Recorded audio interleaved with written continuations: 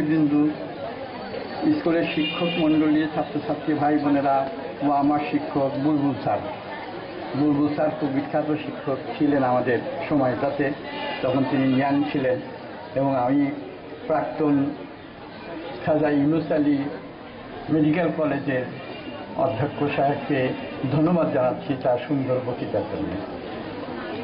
আমি এই এলাকারই ছেলে, আমার বাড়ি খামাগ্রাম, কিন্তু আমি মেহেরপুর স্কুলেরই একজন ছাত্র ছিলাম। আমাদের সময় আমরা নদীর এপার থেকে ওপারে হাটখোলা যাচ্ছে, হাটখোলার এপারে আমাদের বাড়ি ছিল, তা আমরা ওখানে যাইতাম। তো এই পারাপার হতে পারতাম না। এই পারাপার না হওয়াতে আমাদের স্কুলে যাইতে অসুবিধা হতো। তো একদিন ডক্টর আমজাদ সাহেবের ছোট ভাইয়ের নাম আব্দুল হাই, তাকে বললাম যে আমাদের একটা পারাপারের ব্যবস্থা করে দেন। তখন তিনি একটা নৌকা আমাদেরকে দিয়েছিলেন এবং মাঝে মধ্যে এই নৌকাটা আমরা ডুবাইতাম। কারণ ডুবাইতাম, যেদিন পড়াশোনা হতো সারা মারতো আমাদের জানেন না। যখন আমরা পড়া পারতাম না, যে আজকে তো পড়া ধরবে, পরীক্ষা আসে, ওই দিন নৌকা ডুবাই ফেলতাম আমরা। তো সেজন্য আমার কিন্তু নাম আছে এই মেহেরপুর স্কুলে, যে নৌকা ডুবানের ছাত্র হিসাবে আমার খুব নাম ছিল এক সময়, নায়ক। হ্যাঁ, করতে পারে। এবং আমি এই ফজল ভাইয়ের সাথে বলছি, আমরা অনেক ভালো ভালো অনুষ্ঠান আমরা করেছি। আমার ফজল ভাই অনেক নাটক করেছি, আমরাও অনেক গান বাজনা ইত্যাদি যা যা লাগে আমরা স্কুলে খুব প্রাণবন্ত ছিলাম আমরা যারা ছিলাম সেখানে। তো এখান থেকে পাশ করে আমি বিদেশে পড়াশোনা করেছি। দেশে আসছি, তখন একটা কথা হলো যে একটা ভালো বিশ্ববিদ্যালয় তৈরি করতে হবে। তো আমি তখন অডিও ভিজুয়াল এডুকেশন সেন্টারের দায়িত্ব ছিলাম। একটা সেটও আপনাদেরকে আমি দিয়েছিলাম, এখানে 5 লক্ষ টাকা দামের একটা সেট। আমার যেহেতু এটা আমার স্কুল, এই এলাকার কাউকে দিই না, এখানে বিদ্যুৎও ছিল না, এবং বিদ্যুৎ না থাকলে এই সেট কাউকে দেওয়া হয় না। কিন্তু আমার যেহেতু আন্ডারে ছিল, আমি সেই সেটটা আপনার স্কুলে দিয়েছিলাম, কিন্তু আপনারা ব্যবহার করতে পারেন নাই। এরপরে অনেক যন্ত্রপাতি আরও এসছে, কিন্তু তখন আর আমরা আপনাদেরকে আর দিই না, যেহেতু ব্যবহার আপনারা করেন না। তখন আমি উন্মুক্ত বিশ্ববিদ্যালয়ে 17 বছর পরিশ্রম করে উন্মুক্ত বিশ্ববিদ্যালয় প্রতিষ্ঠা করি। এখন সেই স্কুলে ছাত্র সংখ্যা 7 লক্ষ। তখন ইংলিশ মিডিয়ামে আমরা স্কুলে পাশ করার পরে যে কলেজে ইউনিভার্সিটি পড়েছি, তখন ইংলিশ মিডিয়াম যেহেতু আমাদের ছিল, আমাদের ইংরেজি দক্ষতা মোটামুটি ছিল, আমরা সেখানে পেরেছি। কিন্তু এখন কিন্তু সেটা নাই। সেজন্য এই যে ইংলিশ ভার্সান একটা করেছে গভর্নমেন্ট, সেই স্কুল কিন্তু আপনারা সৌভাগ্যবান যে আপনাদের এই এলাকার মধ্যে মেডিকেল কলেজ, ইউনিভার্সিটি এবং ইংলিশ মিডিয়ামে ইংলিশ ভার্সানের একটা স্কুলও সেখানে স্থাপন করা হয়েছে। এবং আমরা আশা করি যে সামনে আরো ভালো শিক্ষক নিশ্চিত করতে পারবো, যদিও আমরা সেই পর্যাপ্ত পরিমাণ শিক্ষক এখনো পাইনি। কেউ পাস পাওয়া কিন্তু একটা বিরাট ব্যাপার না। ব্যাপারটা হলো যে ঢাকা ইউনিভার্সিটিতে জিপিও পাস যারা ভর্তি হয়েছিল, যারা পরীক্ষা দিয়েছিল, তার মধ্যে 50% ফেল করেছে। এবং জিপিএ নিচের দিকে বিইটি তারা কিন্তু আবার পাশ করে গেছে। কাজে নকল করে পাশ করলে, স্যারে বলেছে একটা কথা, নকল করে মুখস্থ করে নানানভাবে কারাকারণ করে জিপিও পাস পেলে কিন্তু কোনো লাভ হবে না। আসলে সত্যিকারের যে জ্ঞান সেটা অর্জন করতে হবে, সেটা অর্জন করলেই আমরা এই মেডিকেলে ভর্তি হতে পারবে। আর বিশ্ববিদ্যালয়ে আমজাদ সাহেব বলে গেছেন যে এই বিশ্ববিদ্যালয়ে আপনারা ভালো ছেলে নেবেন। আমি কিন্তু ভালো ছেলে নেওয়ার জন্য এখানে একটা বিশ্ববিদ্যালয় স্থাপন করেছি। কোনো রকমে পাশ করেছে বা কোনো রকমের পড়ায় আপনারা পাশ করায় দিবেন, বাজারে চাকরি পাবে না, এইরকম ছেলে কিন্তু আমরা প্রডিউস করবো না। আমরা এমন লোক প্রডিউস করবো যেন বিশ্বের বাজারে তার একটা দাম হয়, যেখানে যাবে সে যেন চাকরি পায়। গণি সাহেবকে তার বিভিন্ন দিক নির্দেশনামূলক, শিক্ষামূলক আলোচনা রাখার জন্য, এ পর্যায়ে আলোচনা রাখার জন্য বিনীত অনুরোধ জানাচ্ছি এনায়েতপুরের কৃতি সন্তান, বাংলাদেশ অ্যাস্ট্রোনমিক্যাল সোসাইটির সাধারণ সম্পাদক জনাব এস.আর. সরকার সাহেব। আমি জনাবকে তার আলোচনা রাখার জন্য বিনীত অনুরোধ জানাচ্ছি।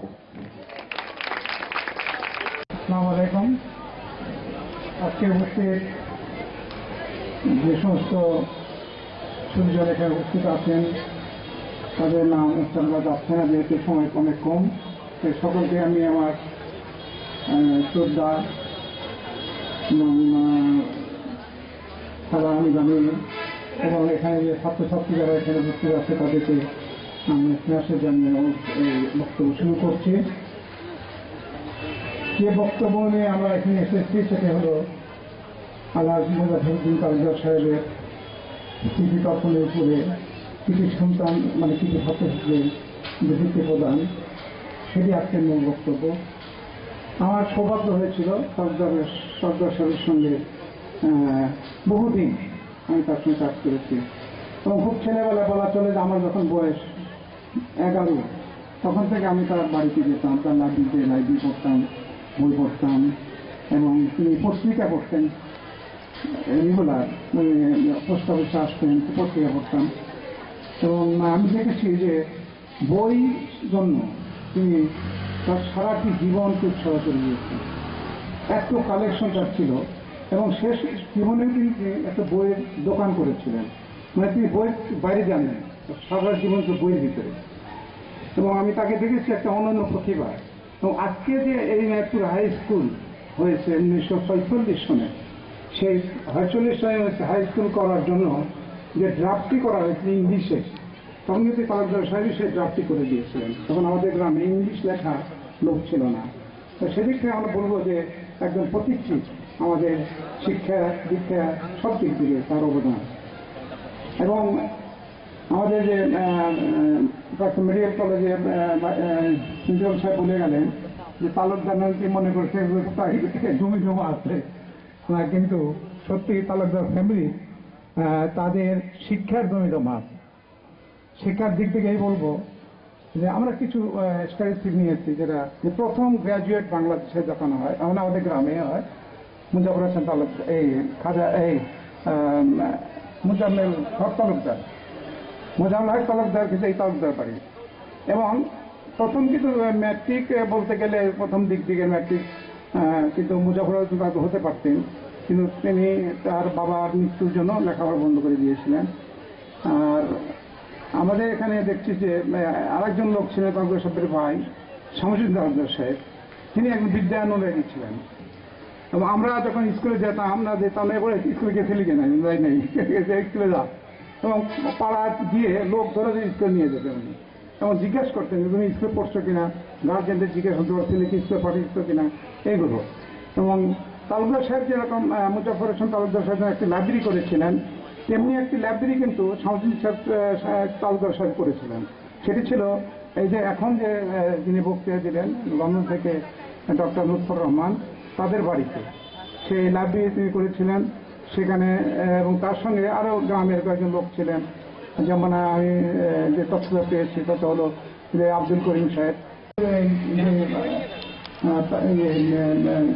হাটখোলা যে লাইব্রেরি ছিল সেই লাইব্রেরিটাকে প্রায় 100 জন লোকে লাঠি দিয়ে তুলে নিয়ে সে লাইব্রেরি ওইখানে যাওয়া হয়, হাই স্কুল রাখা হয়েছিল।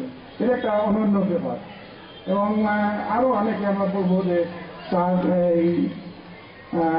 এই ফ্যামিলি থেকে অনেক ডাক্তার। এবং প্রথম বাংলাদেশ না পাকিস্তান টাইমে কোনো বাঙালি এই ছিল না, পাইলট ছিল না, কিন্তু নাজমুল হক তিনি প্রথম পিআইএ পাইলট এই বাংলাদেশের ভিতরে বলা চলে, তিনি এই তালুকদার করেন।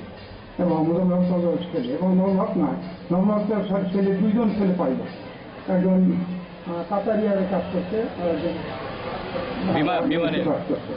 এবং তাদের ফ্যামিলি থেকে ডাক্তার, ইঞ্জিনিয়ার সব কিছু। তো সেই দিকটা আমরা বলবো যে তালুকদার ফ্যামিলি